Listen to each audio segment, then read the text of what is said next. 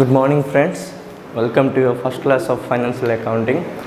So we'll start become first year financial accounting today. So let me introduce the syllabus first and the exam patterns. Then we'll start the basics. Okay. So in your syllabus, it contains first one your basics of accounting.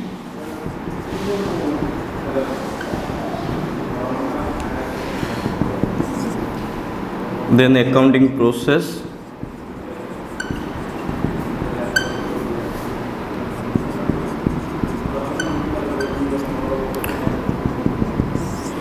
then it's coming preparation of trial balance,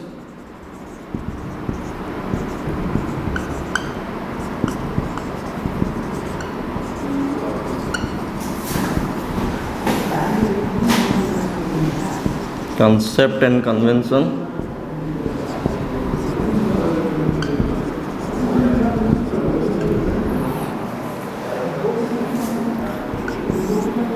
then concept of capital and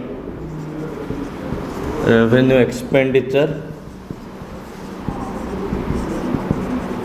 slash you can say receipts also. Then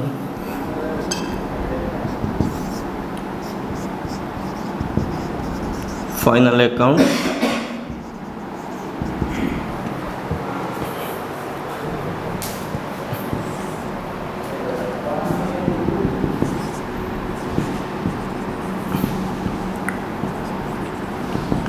partnership. Then you can study some knowledge about accounting standards,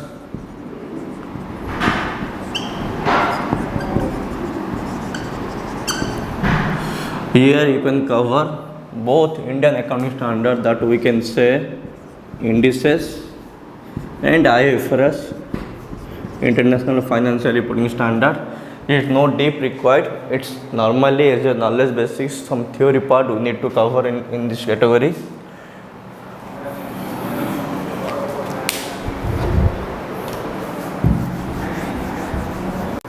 Okay, then after accounting standards, we'll cover your hire purchase and installment purchase. Then we have some knowledge about leasing. It include both operating and financial lease. Okay.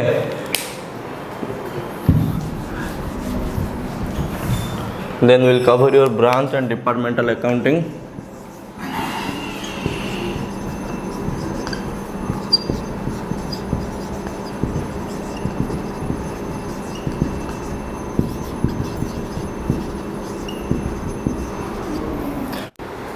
तो हम लोग ने discussion किया आपके syllabus में जो जो चीज़ है। अभी आपका क्वेश्चन पैटर्न कैसा आ रहा है एग्जाम में। सो फर्स्ट आपका शॉर्ट बिट क्वेश्चन आ रहा है जो कि एमसीक्यू। दो टाइप का क्वेश्चन आपका आ रहा है, एक आ रहा है filling in the blanks and one word. First one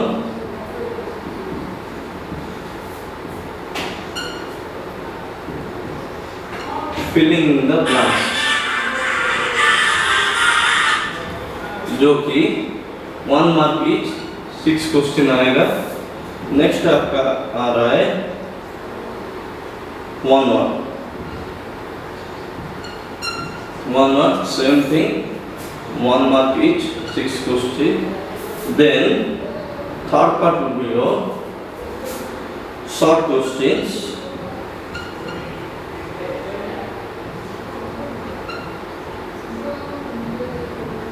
short questions. Here two parts there. One is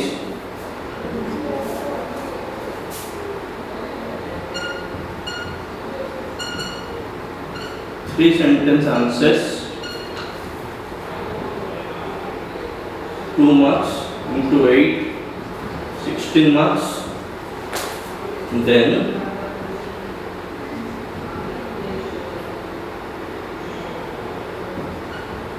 answer in 75 was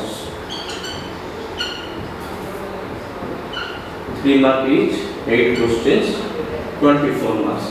So your total mark will be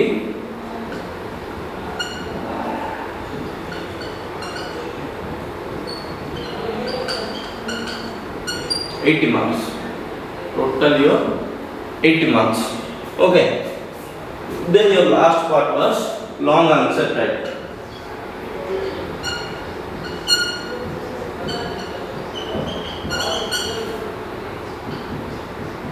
जो कि आपका 4 क्वेश्चन आएगा, 7 मार्क्स ईच, 28. ओके. सो ये लॉन्ग आंसर में आपको theory type का question आएगा, problem type का क्वेश्चन आएगा, और एक एक थ्योरी में आपको 3 पार्ट, जैसे कि 7 मार्क है 3 + 2 आएगा, या 3 + 3 + 1. मतलब एक क्वेश्चन को मेट करने के लिए आपको 3 आंसर देना होगा. फर्स्ट आंसर के लिए 3 मार्क मिलेगा, सेकंड आंसर के लिए 2 मार्क, थर्ड आंसर के लिए 2 मार्क. इस टाइप का आपका आएगा. ये वाला लॉन्ग आंसर टाइप का, ये आपका एग्जाम का syllabus. So today we'll discuss about the final accounts. So financial accounting क्या है, इसकी जरूरत क्या है, और ये हमें चाहिए क्यों. नॉर्मली फाइनेंशियल अकाउंटिंग एक ब्रांचेस ऑफ अकाउंटिंग है जिससे हम लोग यूज करते हैं profit and loss find out करने के लिए. बेसिकली फाइनेंशियल अकाउंट होता है क्या है, ये मेनली डिपेंड होता है हिस्टोरिकली डाटा. जो डाटा ऑलरेडी रिकॉर्डेड हो चुका है उसे लेके हम लोग एनालिसिस करेंगे. हमारा अकाउंट डेफिनेशन क्या कहते हैं, accounting is the art of recording, classifying, summarising, analysing financial data in terms of money और money's worth in a systematic manner in the books of accounts. ठीक उसी तरह पहले हम लोग को हमारा जो ट्रांजैक्शन है वो आइडेंटिफाई करना है, फिर उसे क्लासिफाई करके रिकॉर्ड करना है बुक्स ऑफ अकाउंट में. बेसिक्स ऑफ अकाउंट में आप सबको कॉन्सेप्ट कन्वेंशन हम लोग कवर करेंगे. ये कॉन्सेप्ट कन्वेंशन क्या होता है, हमारा जो रूल्स रेगुलेशन जीए जनरल एक्सेप्टेड अकाउंटिंग प्रिंसिपल जो है उसने कुछ इन्फॉर्मेट लाया, जैसे कि जो प्रोसेस हम लोग फॉलो कर रहे हैं हर एक प्रोसेस में इन्फॉर्मेट रहना चाहिए, जो कि रियलिस्टिक होगा, और सब कुछ इनफॉर्मली यूज करेंगे सेम रूल्स रेगुलेशन को फॉलो करके. उसी चीज़ के लिए हमारा कॉन्सेप्ट कन्वेंशन आया है. हर एक कॉन्सेप्ट में आपका ओवरऑली 14 है, जिसमें आप लोग हर चीज़ का कॉन्सेप्ट, जैसे business entity, money measurement, going concern, occurrence, dual aspect, full disclosure, materiality, objectivity, conservatism, ये सब आप लोग पढ़ेंगे आपका कॉन्सेप्ट कन्वेंशन में. ठीक उसी तरह जैसे प्लस 2 में पढ़े थे कोई प्रोसेस आपका है थोड़ा एडवांस लेवल में, हम लोग जोनल एंट्री करेंगे, लेडजर में पोस्ट करेंगे, ट्रायल बैलेंस पेपर करेंगे. ठीक है. और एक चीज़ हम लोग डिस्कशन करेंगे आपका कैपिटल एक्सपेंडिचर क्या है, रेवेन्यू एक्सपेंडिचर क्या है, कैपिटल रिसिप्ट क्या है, रेवेन्यू रिसिप्ट क्या है.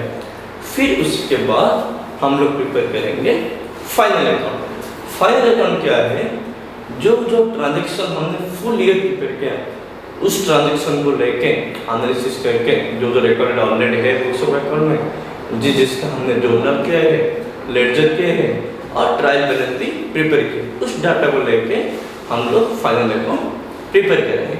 So final account generally 2 type का होता है. एक होता है स्ट्रेट फॉरवर्ड फाइनल अकाउंट जिसमें आप लोग को कुछ भी एडजस्टमेंट नहीं मिलेगा.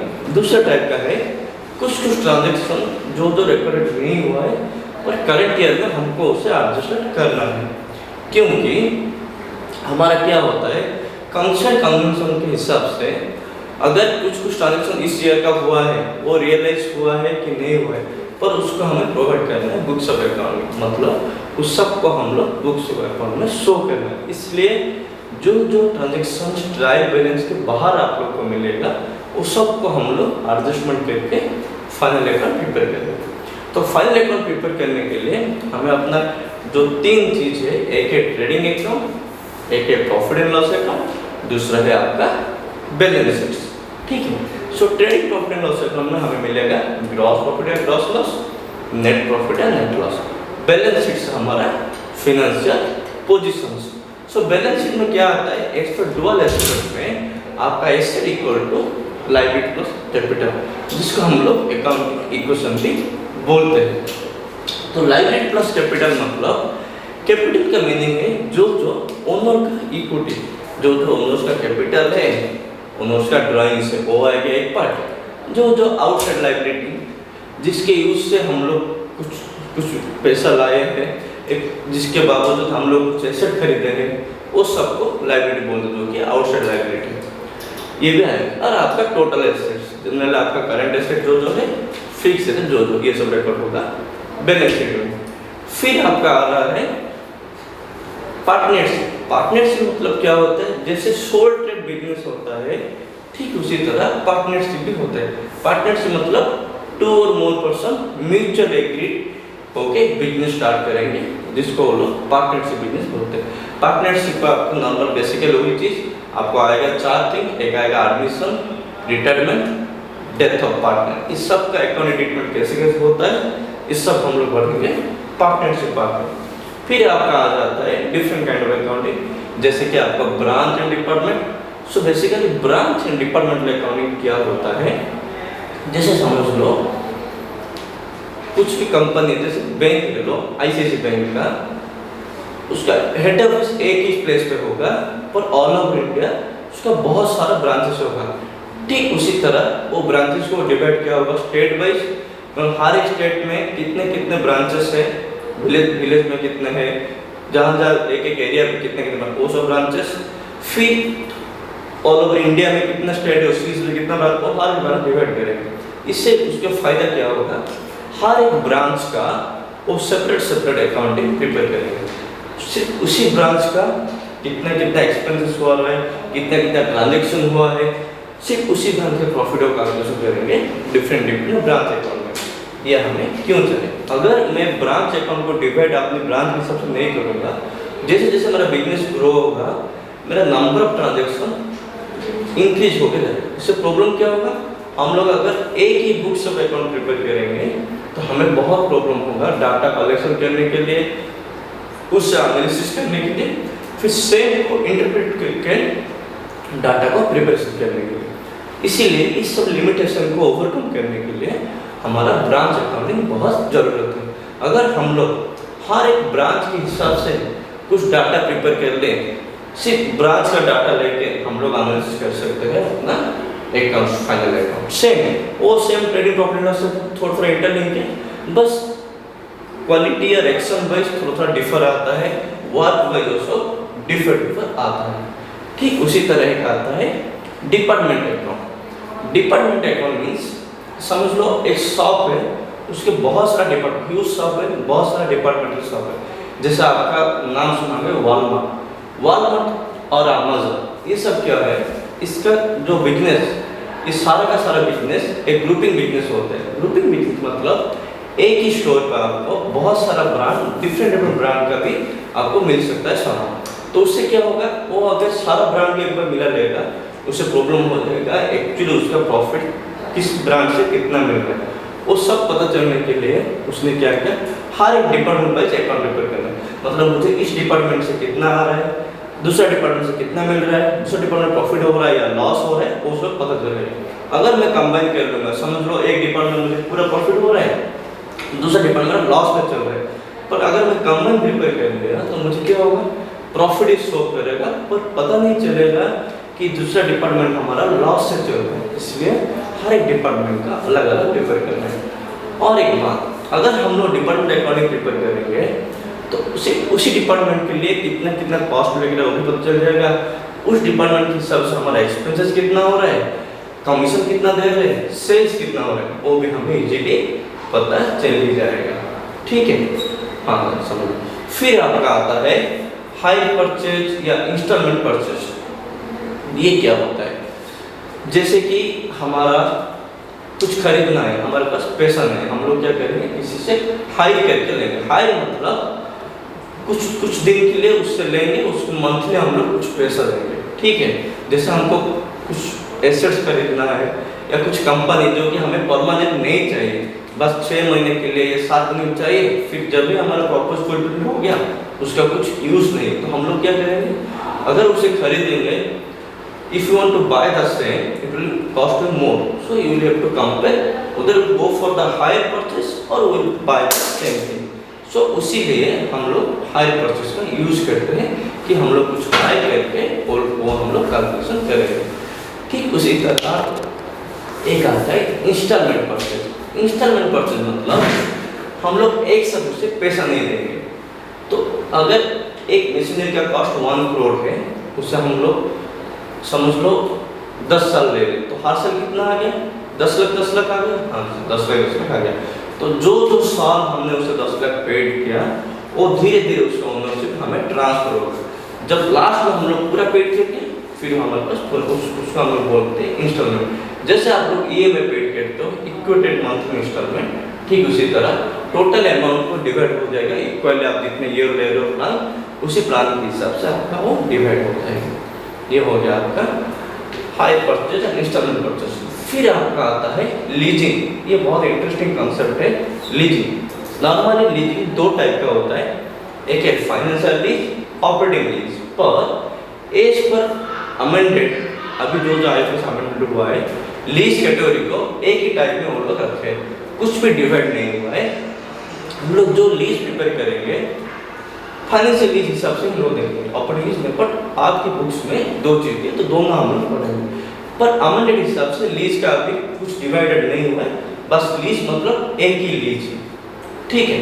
ये लीज क्या होता है, जैसे कि हम लोग का लॉन्ग टर्म, अगर हम लोग बैंक से लोन लेके कुछ खरीदते हैं तो उसे बोलते हैं फाइनेंशियल। फाइनेंशियल मतलब हम लोग फाइनेंसिंग के लोन, कुछ एसेट खरीदना है, कुछ लैंड हमको चाहिए, वो लैंड लेने के लिए हम लोग बैंक से गए, बैंक से कुछ लोन लेके वो लैंड खरीदे। पर जो कॉस्ट हमें बैंक को पेमेंट करना है, जो हमारा मंथली EMI बैंक को लेगा, इंटरेस्ट कॉस्ट पे मिला के वो कैलकुलेशन करेंगे, या हम लोग कंपेयर करेंगे अगर हम लोग बिना खरीद के बैंक से लोन लेके नहीं खरीद के सीधे हम लोग उससे मंथली कुछ पैसा देंगे, वो जो लीज हमने लिया है, ठीक है, उसको बोलते हैं हम लोग ऑपरेटिंग लीज, ठीक है। अगर लोन लेके खरीद के लेके आए फाइनेंशियल लीज, अगर नहीं लेके आया तो बोलते हैं ऑपरेटिंग लीज। पर अभी जो कॉन्सेप्ट आया है लीजिंग का, उसमें बस फाइनेंशियल है। उसमें क्या होता है, पहले क्या होता है लीजिंग का दो पार्ट था। हम लोग एक पार्ट में फाइनेंशियल लीज के हिसाब से हम लोग कैलकुलेट करते थे, फिर ऑपरेटिंग लीज के हिसाब से हम लोग कैलकुलेट करते थे। अभी क्या हुआ है, स्टैंडर्ड के हिसाब से आपका लीजिंग एक ही पार्ट में कैलकुलेशन होगा, पर आप जो डिसीजन लोगे वो डिसीजन डिपेंड करता है लीजिंग का नेचर, और नेचर हमें क्या शो करता है। जब आप लोग लीजिंग करेंगे उसमें फ्लो कैसा रहता है, ट्रांजेक्शन कैसे कैसा, वो सब का नेचर डिपेंड करता है हम लोग लीजिंग को कैसे ट्रीटमेंट कर सकते हैं। ये है आपका अभी का जो स्टैंडर्ड फॉलो। जैसे जैसे मैं आपको पढ़ाऊंगा इन डिटेल, सो आप लोगों को पता चल जाएगा कि लीजिंग कैसे हम लोग कैलकुलेशन करते हैं। तो जैसे आपका पहला टॉपिक आता है basics of accounting.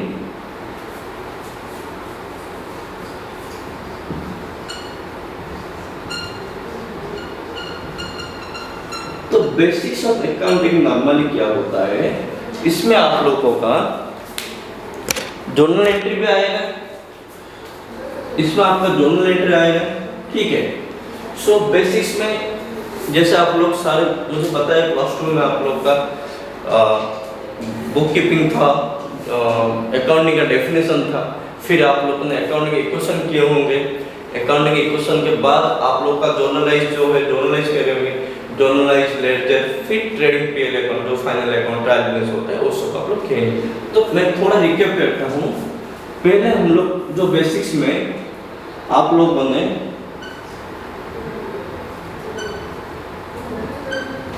Terminology of accounting discussion already पढ़े होंगे, ठीक है। इसमें क्या क्या आता है, आपका कैपिटल आता है, ड्राइंग आता है, डेटर क्या है, क्रेडिट किसे पता है।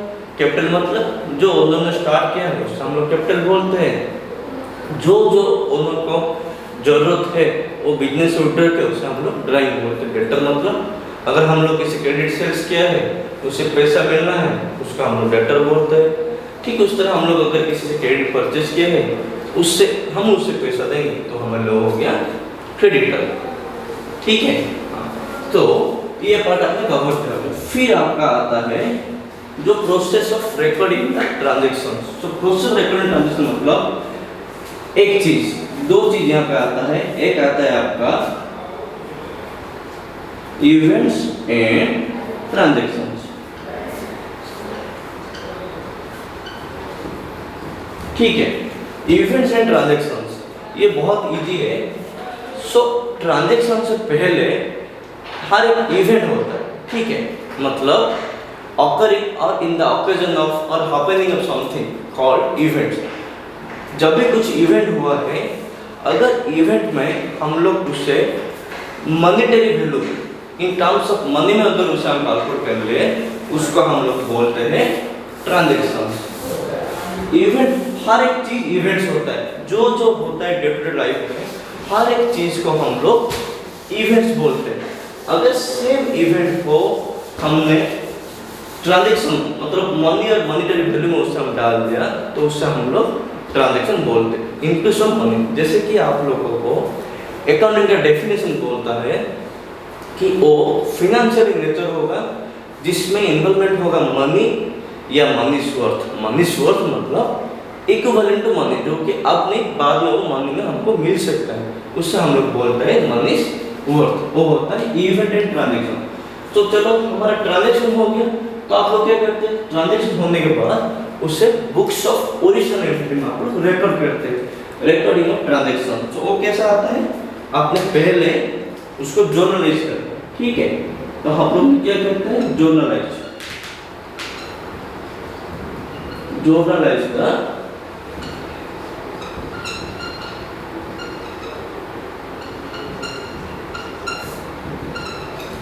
जर्नलाइज का ट्रांजैक्शन। जो ट्रांजैक्शन हुआ है उसे जर्नल एंट्री के साथ, जर्नल एंट्री मतलब जैसे कुछ एग्जांपल ले लो, रेंट पेड, कमीशन रिसीव्ड,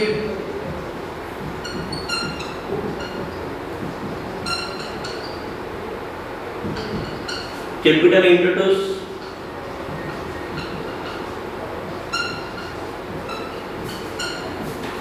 ठीक है। ये सब आपका एक एक ट्रांजैक्शन है। अगर पहले ये सब अभी एक इवेंट्स है, अगर इसमें मैं अगर मॉनेटरी वैल्यू डाल देता हूँ, जैसे ये आ गया 2000, फिर कमीशन हमें मिला 1000, फिर ये आ गया 10,000। अभी ये सब हो गया आपका ट्रांजैक्शंस। ठीक है, जब तक ये हर एक चीज में हमने मॉनेटरी वैल्यू का इन्वॉल्व नहीं किया है, तब तक ये एक इवेंट्स है। तो ये मॉनेटरी वैल्यू क्यों आया, हमारा आगे आप लोग पढ़ोगे कंसेप्ट है मनी मेजरमेंट कंसेप्ट, जो कि बोलता है हर एक बिजनेस ट्रांजैक्शन को कुछ वैल्यू चाहिए, ना कि क्वांटिटी या क्वालिटी, और उसमें हम लोग को हर एक चीज को वैल्यू देना है। तो वैल्यू का मतलब, तो हम लोग का इवेंट ट्रांजैक्शन ये सब पहले एक इवेंट्स था। जैसे इन लोगों को एक वैल्यू दे दिया, जैसे हर एक चीज़ का कुछ अमाउंट हमने डाल दिया, वो हो गया आपका ट्रांजैक्शंस। सो ये कैसा आया, एक कंसेप्ट है हमारा मनी मेजरमेंट कंसेप्ट। वो क्या बोलता है, हर एक ट्रांजैक्शन जो जो होता है उससे हम लोग वेट करेंगे एक मॉनेटरी वैल्यू में, ना कि क्वांटिटी या क्वालिटी। हर एक चीज़ का कुछ कुछ वैल्यू होना है, हर एक चीज़ को हम लोग कुछ ना कुछ वैल्यू देना है। उस वैल्यू उस कंसेप्ट के हिसाब से हमने हर एक चीज़ को वैल्यू दिया। जब टाइम में आपने इस सबको एक एक वैल्यू दे दिया और एक एक अमाउंट असाइन कर लिया, वो एक आपके लिए एक एक ट्रांजैक्शन हो गया, हर एक चीज़ एक एक ट्रांजैक्शन हो गया। फिर इसको आप लोग जर्नलाइज करेंगे। तो जर्नलाइज का मतलब क्या होता है, आप सबको गोल्डन रूल पता होगा। 3 अकाउंट हमारा है, personal, real, nominal. Personal account में आपका क्या क्या होता है, गोल्डन रूल में जो जो डेबिट आता है वो रिसीवर बोलते हैं, क्रेडिट को गिवर बोलते हैं। रियल में जो आपके पास आता है व्हाट्स कम्स इन आपसे डेबिट करते हैं, जो आपसे जाता है व्हाट्स गोस आउट आप उससे क्रेडिट करते हैं। Real account related to property, जो जो आपका एसेट्स वगैरह है उसको आप लोग रियल अकाउंट बोलते हैं। बाकी सब जितना आपका एक्सपेंसेस हो या इनकम हो या गेन हो या लॉसेस हो, वो सारा आपका आ जाता है नॉमिनल अकाउंट में। सो इसमें देखो ये दोनों एक एक्सपेंसेस है, एक इनकम है, एक एक्सपेंसेस है। सो ये दोनों आपका नॉमिनल अकाउंट में आ जाता है। कैपिटल इंट्रोड्यूस किसने किया? उन्होंने किया। एक आ गया पर्सनल अकाउंट जो आया हमारे पास, एक आ गया रियल अकाउंट्स। ठीक है। सो ठीक उसी तरह जर्नलाइज करेंगे। इसको क्या करेंगे? हमने रेंट पेड किए, rent to cash, cash to commission, cash to capital. जो जो ट्रांजेक्शन हम लोग रिकॉर्ड करते हैं उससे बिजनेस पॉइंट ऑफ व्यू में हम लोग रिकॉर्ड करेंगे। ठीक उसी तरह आपका नेक्स्ट स्टेप, जैसे हम लोग जर्नल एंट्री डाल दें फिर उससे हम लोग बैलेंसिंग करेंगे, मतलब उस सब को हम लोग पोस्टिंग करेंगे लेडजर में। ये सब आपने किए होंगे पहले से। फिर हमें उससे क्या करना है? Posted them into ledger. हम लोग को वो ट्रांजैक्शन का लेडजर में पोस्टिंग करना है। ठीक है। सो पोस्टिंग करने से क्या होगा? जैसे जैसे इसका हर एक चीज़ का एंट्री आएगा उसका हम लोग बैलेंस करेंगे। बैलेंसिंग करके वहाँ से हमें पता चलेगा एक ट्रांजैक्शन आपका डेबिट बैलेंस है या एक ट्रांजैक्शन आपका क्रेडिट बैलेंस है। वो चीज़ को हम लोग यहाँ से हमें पता चलेगा। जैसे जैसे हमारा पोस्टिंग हो गया फिर उस बैलेंस को लेकर, जैसे मैंने बोला डेबिट बैलेंस या क्रेडिट बैलेंस, ठीक उसी चीज़ को लेके हम लोग प्रिपेयर करेंगे आपका ट्रायल बैलेंसेस। ठीक है। सो हम लोग ट्रायल बैलेंस प्रिपेयर करेंगे। तो ट्रायल बैलेंस में क्या आता है?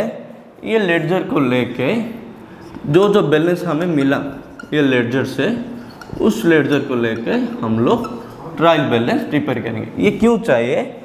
हमने जो जो रिकॉर्ड किया है, जो जो ट्रांजैक्शन जर्नल पर प्रिपेयर किए हैं फिर उससे पोस्टेड किए लेडजर में, वो सही है या नहीं, कैसे पता चलेगा? जैसे हम लोग जो जो बैलेंसिंग आया है, जो डेबिट बैलेंस आया है, जो अकाउंट आपका क्रेडिट बैलेंस आया है बैलेंसिंग करने के बाद, उसको इसमें डालेंगे। फिर अगर ये ट्रायल बैलेंस हमारा टाली हो जाता है तो इसमें हमारा हम लोग 80% श्योरिटी होंगे क्योंकि ये हमारा सही है। मैंने 80% क्यों बोला? क्योंकि ट्रायल बैलेंस में भी कुछ ऐसे एरर होता है जो कि हमें बैलेंस होने के बाद भी उसमें रहता है। जैसे आपका एक लॉजिक है रेक्टिफिकेशन ऑफ एरर, उसमें क्या होता है? Error of omission, error of commission, ऐसा कुछ, और compensating error, error of principle, ऐसे 4 टाइप का एरर रहता है। ये क्या होता है? नो डाउट आपका ट्रायल बैलेंस टैलीड होगा, ये एक आपका टैलीड ट्रायल बैलेंस है, बट टैलीड ट्रायल बैलेंस होने के बाद भी इससे कुछ ना कुछ एरर रह पाएगा। ये हमारा एक एज्यूम्पशन है। सो एरर मतलब क्या? सपोज देखो हमने कुछ बैलेंस है, डेबिट बैलेंस 200 का, ठीक है, हमारा डेबिट बैलेंस एक है 200, ठीक उसी तरह हमारा डेफिनेटली एक क्रेडिट बैलेंस भी होगा 200। ठीक है।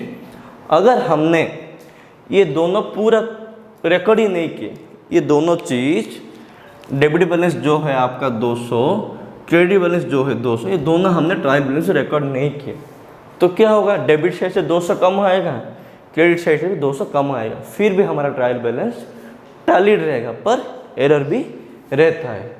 ठीक है। ये हुआ एरर ऑफ ओमिशन, जिससे कि हमने कंप्लीटली छोड़ दिया रिकॉर्ड करने के लिए। ठीक उसी तरह हमारा डेबिट साइड हमने कुछ 100 रुपया कम रिकॉर्ड किए, 100 रुपीज़ लेस रिकॉर्डेड। ठीक है। ठीक उसी तरह अगर हमने हमारा जो क्रेडिट साइड है उसमें कुछ 100 रुपीज़ हमने किसमें कम रिकॉर्ड किया है, सेम ट्रांजेक्शन नहीं हो सकता है, दूसरा ट्रांजेक्शन भी हो सकता है, तो वो भी इस टाइम पे भी ट्रायल बैलेंस आपका टैलीड होगा। इसलिए ये सारे एग्जाम्पल हम लोग आगे आगे करेंगे। ठीक इसीलिए मैंने बोला ट्रायल बैलेंस अगर टैलीड होता है वो 80% या 90% आपका सही है पर 100% नहीं है। क्यों? Because of this 4 errors. फिर आपका लास्ट में जो आता है वो है आपका फाइनल अकाउंट्स।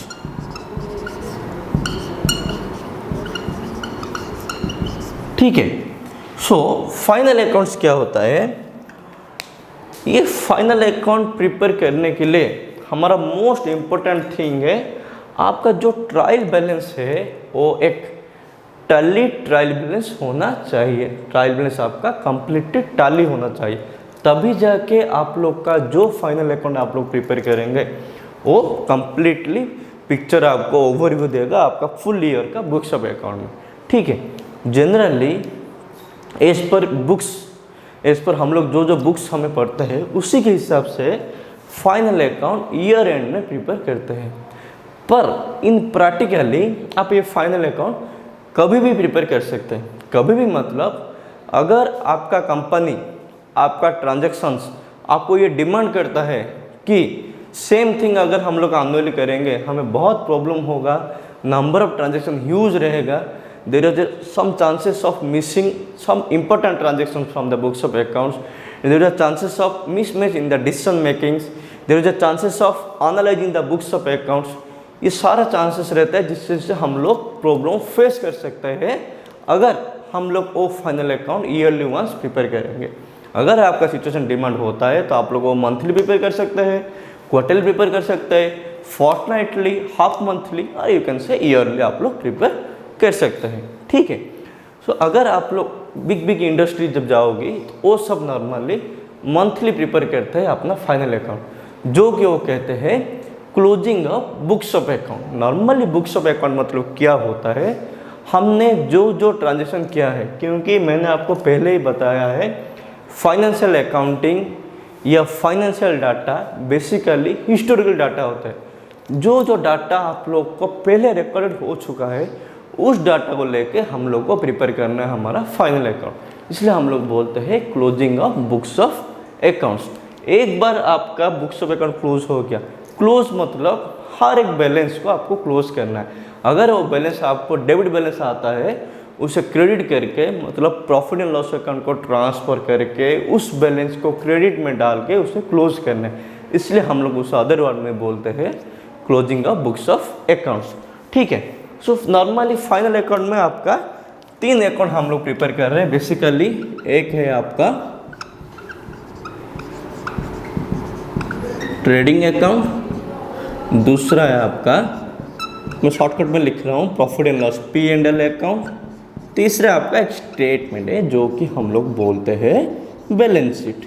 ठीक है, तो इसे हम बैलेंस शीट ही क्यों बोलते हैं, बैलेंस शीट, और इसको हम लोग अकाउंट, इससे हम अकाउंट क्यों नहीं बोलते हैं, और ये दोनों को हम लोग अकाउंट क्यों बोलते हैं। बेसिकली बैलेंस शीट में क्या होता है, हमारे पास जो एसेट्स है और कुछ एसेट रेज करने के लिए हमने पब्लिक से कुछ लाइबिलिटी किए हैं और पब्लिक से कुछ लाइबिल हुए हैं, आउटसाइड हमने कुछ लाइबिलिटी क्रिएट किए हैं, उस सब को हमको इस बैलेंस में दिखाना है कि हमारे पास इतना एसेट्स है, मतलब इतना प्रॉपर्टी है, इस प्रॉपर्टी से हम लोग को कुछ ओनर जो कैपिटल इंट्रोड्यूस किया है उससे हम लोग कुछ खरीदे हैं और कुछ परचेस किया है, और कुछ एसेट को हमने परचेस करने के लिए हमने बाहर से पैसा लाया है या बाहर से हम लोग शेयर इश्यू करके पैसे लेके इन्वेस्ट किए हैं, उसको भी हम लोग बोलते हैं आउटसाइडर्स लाइबिलिटी।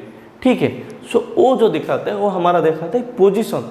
एक बिजनेस का सिर्फ प्रॉफिट मोटिव होना चाहिए, वो एक सही बात है, पर प्रॉफिट मोटिव होने के बाद भी उसका फाइनेंशियली क्रेडिट वर्थनेस ये सब स्ट्रांग रहना है। ये सब कहाँ से हमें पता चलेगा, उसका बैलेंस शीट से।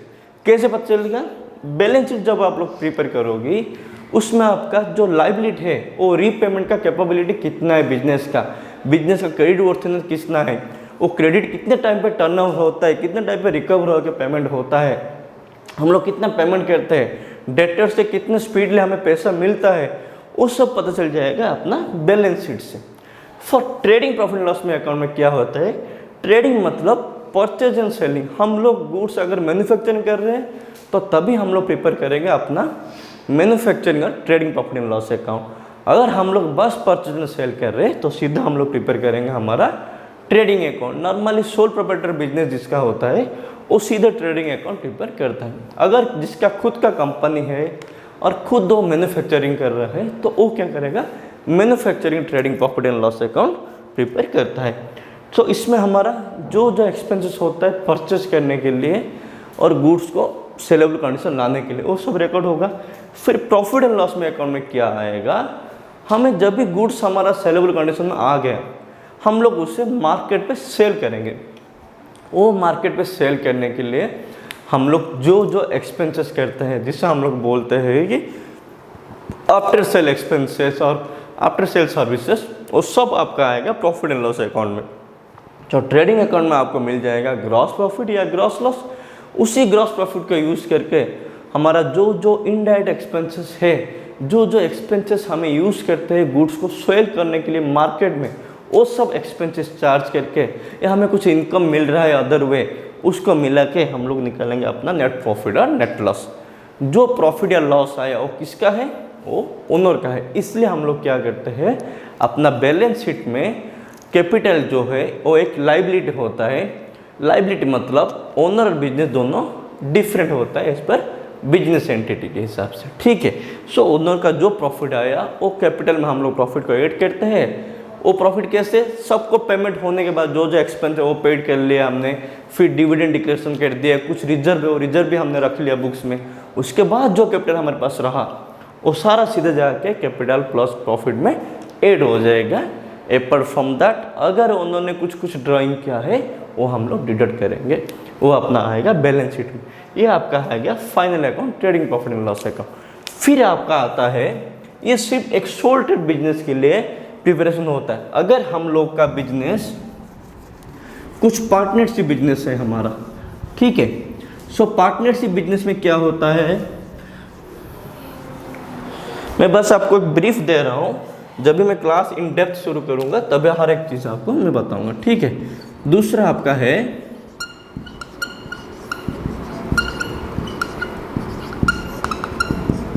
पार्टनरशिप बिजनेस, ठीक है। सो ये पार्टनरशिप बिजनेस क्या होता है, अगर टू और मोर parties,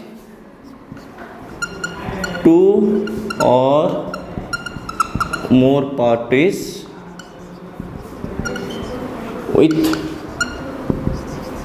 mutual agreed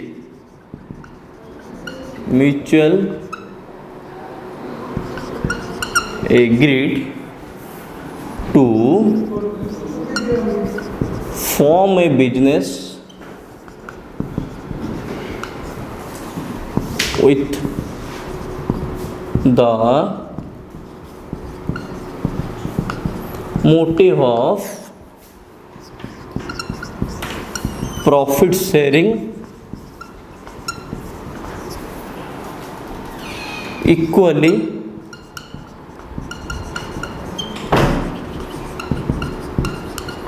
between them or as per agreements।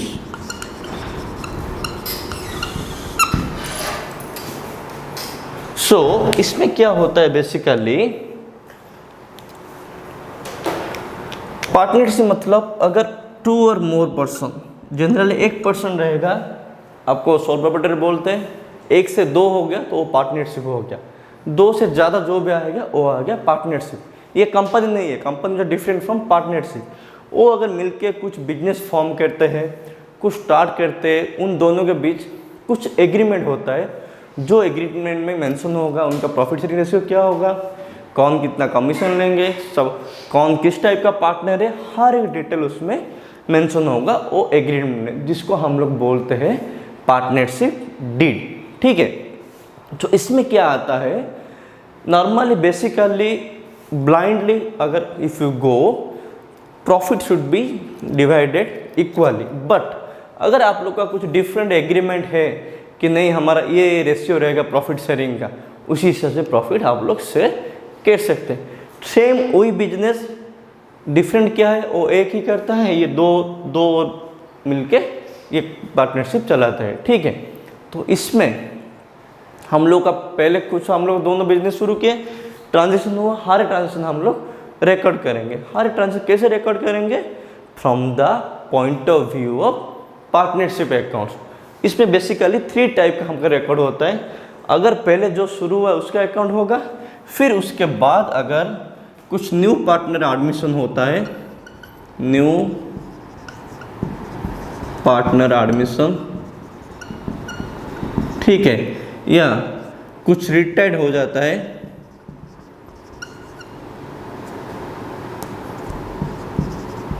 Retirement of partners, ठीक है। फिर यह सडनली कुछ पार्टनर का डेथ हो जाता है, डेथ ऑफ ए पार्टनर, ठीक है। तो इसमें बेसिकली क्या होता है, हम लोग का जो पहले एग्रीमेंट रहता है, पहले एग्रीमेंट के हिसाब से हम लोग जो भी प्रिपेयर करेंगे पार्टनरशिप अकाउंट, वो एज यूजुअल चलेगा। जिस दिन हमने कुछ न्यू पार्टनर को एडमिशन किए हैं, तभी क्या होगा, हम लोग डिसाइड करेंगे न्यू पार्टनर का शेयर कितना होगा, उसका प्रॉफिट शेयरिंग रेशियो क्या रहेगा, वो क्या क्या लेके आएगा बिजनेस के लिए। और हमारा जो अब तक जो बिजनेस चल रहा है, हम लोग मार्केट में जो स्टैंड अप किया है उसे न्यू लाना है, वो जो बिजनेस का पोजीशन है, उस पोजीशन हम लोग लाने के लिए हमारा जो मार्केट में रेपुटेशन है वो सब क्रिएट हुआ है। उसके लिए वो कुछ देगा कि नहीं देगा, उससे हम लोग नॉर्मली बोलते हैं गुडविल और रेपुटेशन को। वो आप लोग जैसे जैसे पार्टनरशिप में बढ़ाऊंगा तभी मैं आपको गुडविल कॉन्सेप्ट बताऊंगा। वो आएगा न्यू पार्टनर। रिटायरमेंट, अगर हमारा कॉन्ट्रैक्ट का ईयर जो वो ख़त्म हो गया, फिर मैं रिटायरमेंट लेता हूँ, तो रिटायरमेंट के लिए मुझे क्या क्या बेनिफिट मिलेगा, पार्टनरशिप बिजनेस से मुझे बेनिफिट क्या क्या मिलेगा, मेरा शेयर कितना है, वो शेयर कितना मैं लेके जाऊँगा, प्रॉफिट जो है प्रॉफिट कैसे जाएगा। फिर वो जाने के बाद हम दोनों का कैसे न्यू एग्रीमेंट कैसे फॉर्म होगा। सेम रिटायरमेंट डेथ थोड़ा बहुत रिलेटेड है, क्योंकि इसमें भी एक पार्टनर जाता है, इसमें एक पार्टनर पूरा चला जाता है, डेथ हो जाता है, बस डिफरेंट लिटिल बिट है, पर म्यूचुअल सेम है, पर एडमिशन वॉज टोटल डिफरेंट। सो ये तीन चीज़ कॉन्सेप्ट हम लोग पढ़ेंगे पार्टनरशिप बिजनेस में। जैसे आप लोग को ट्रेडिंग पीएल है, ठीक उस तरह हम पार्टनरशिप प्रिपेयर करेंगे, पर इसमें हम लोग हर एक इंडिविजुअल पार्टनर के हिसाब से, हर एक इंडिविजुअल पार्टनर का कैपिटल कितना रहता है, बिजनेस का एक्सपेंसेस क्या होता है, हर एक पार्टनर का जो प्रॉफिट आएगा वो कैसे शेयर होगा, वो हम लोग डिस्कशन करेंगे इसमें। क्योंकि सोल ट्रेड में आप लोग का जो भी प्रॉफिट आता है वो प्रॉफिट सीधे उसके पास चला जाता है, पर इसमें जो प्रॉफिट आपका आएगा वो आप लोग का डिवाइड होगा पार्टनर में एज पर दे म्यूचुअल एग्रीमेंट के हिसाब से। ये थोड़ा डिफरेंट है, ठीक है। फिर और एक चीज़ इसमें आपको इंटरेस्टिंग है, हम लोग एक प्रिपेयर करेंगे profit and loss appropriation account. जो हम लोग रिजर्व किए हैं या कुछ कैलकुलेशन करते हैं या कुछ फ्लक्चुएशन होता है हमारे बिजनेस में, वो सब हम लोग रिकॉर्ड करेंगे प्रॉफिट एंड लॉस एप्रोप्रिएशन, जो कि आपको जैसे जैसे मैं इन डेप्थ जाऊँगा हर एक चीज़ का क्या क्या अकाउंट प्रिपरेशन होता है, क्या क्या अकाउंट चाहिए, हर एक कंसेप्ट क्या क्या है, इसका टर्म्स क्या है, पार्टनरशिप क्या है, एग्रीमेंट क्या है, हर एक चीज़ मैं आपको बताऊंगा, ठीक है। देन नेक्स्ट चीज़ आपका जो है, ये होने के बाद मैं आपको ऑलरेडी ब्रांच डिपार्टमेंट बता दिया। सो ठीक इसी तरह लीज भी, और आपका जो भी रहता है हायर परचेज, एक्सटर्नल परचेज, थोड़ा थोड़ा कॉन्सेप्ट बहुत जो कि इंटर रिलेटेड है। और लास्ट आपका जो है, लास्ट थिंग आपका कॉन्सेप्ट एंड कन्वेंशन, ठीक है। इसके लिए मैं क्लास करके पूरा डिस्कशन कर लूँगा, क्योंकि मुझे आई होप आप सब ने ये सब पढ़े होंगे प्लस टू फर्स्ट ईयर में, पर याद होगा कि नहीं पता नहीं। और इसका जो भी नोट्स है, मैं नोट्स हमारा जो कॉमर्स लैब आप है उसमें होगा, या जो भी नंबर दिया होगा उसमें कॉन्टैक्ट करके नोट्स कलेक्शन कर सकते हैं कंसेप्ट कन्वेंशन का, ठीक है।